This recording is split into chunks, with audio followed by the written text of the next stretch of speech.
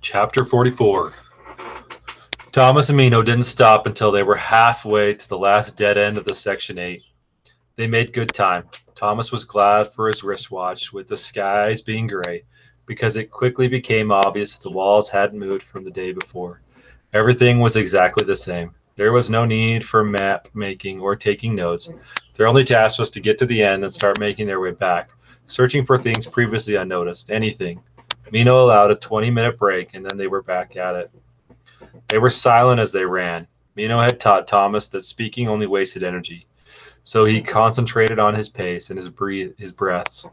Regularly, even in and out, deeper and deeper into the maze they went, with only their thoughts and sounds of their feet thumping against the hard stone floor. In the third hour, Teresa surprised him, speaking in his mind from back in the glade. We're making progress. Found a couple more words already, but none of it makes sense yet. Thomas's first instinct was to ignore her, to deny once again that someone had the ability to enter his mind, invade his privacy. But he wanted to talk to her. Can you hear me? He asked, picturing the words in his mind, mentally throwing them out to her in some way he could never have explained.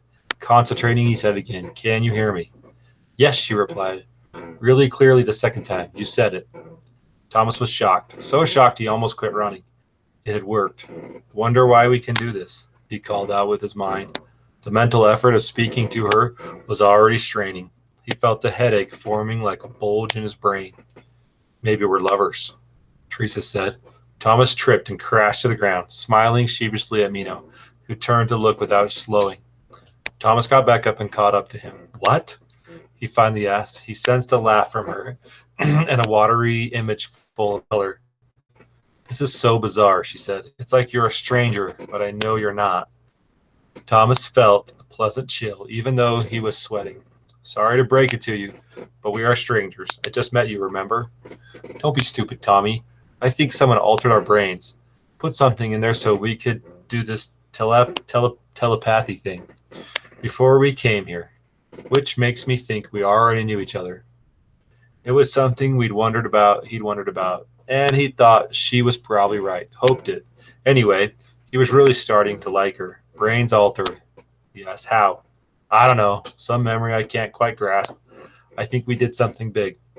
Thomas thought about how he'd always felt the connection to her, ever since she arrived in the glade. He wanted to dig a little more and see what she said.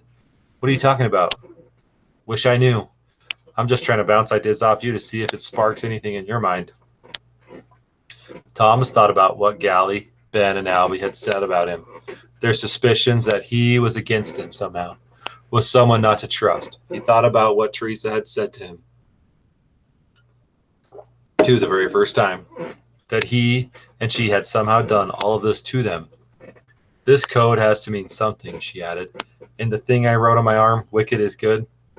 Maybe it won't matter, he answered. Maybe we'll find an exit. You never know. Thomas squeezed his eyes shut for a few seconds as he ran, trying to concentrate.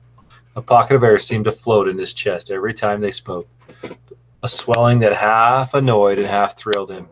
His eyes popped back open when he realized she could maybe see his thoughts, even when he wasn't trying to communicate.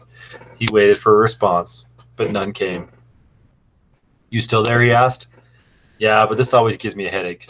Thomas was relieved to hear he wasn't the only one. My head hurts too. Okay, she said. See you later. No, wait. He didn't want her to leave. She was helping the time pass, making the running easier somehow.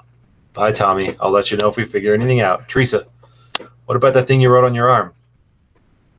Teresa, several seconds passed. No reply. Teresa? She was gone. Thomas felt as if that bubble of air in his chest had burst, releasing toxins into his body. His stomach hurt, and the thought of running the rest of the day suddenly depressed him. In some ways, he wanted to tell Minho about how he and Teresa could talk, to share what was happening before it made his brain explode. But he didn't care. Throwing telepathy into the whole situation didn't seem like the grandest of ideas. Everything was weird enough already. Thomas put his head down and drew in a long, deep breath. He would just keep his mouth shut and run. 2 breaks later, Mino finally slowed to a walk as they headed down a long corridor that ended in a wall. He stopped and took a seat against the dead end. The ivy was especially thick there. It made the world seem green and lush.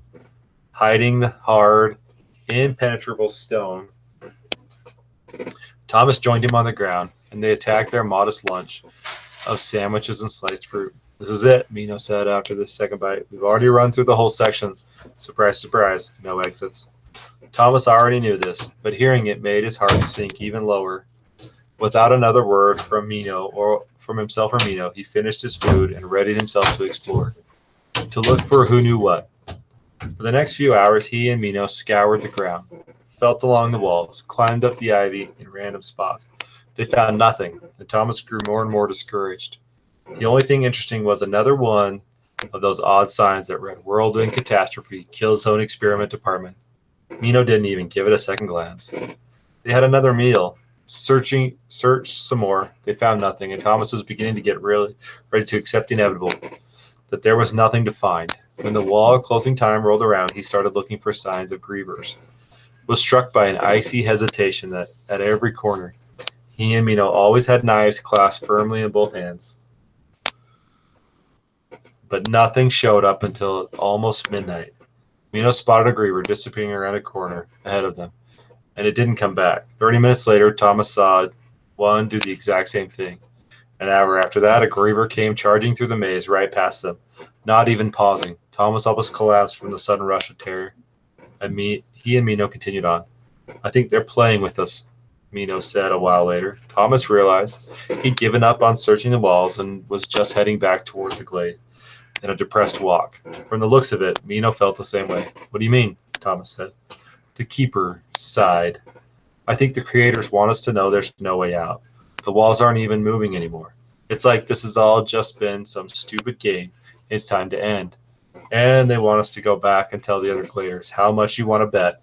When you get back, we find out a griever took one of them just like last night. I think Gally was right. They're going to just keep killing us. Thomas didn't respond. Felt the truth of what Mino said. Any hope he'd felt earlier when they'd set out had crushed a long time ago. Let's just go home, Mino said, his voice weary. Thomas hated to admit defeat, but he nodded in agreement. The code seemed like their only hope now, and he resolved to focus on that. He and Mino made their way silently back to the glade. They didn't see another griever the whole way.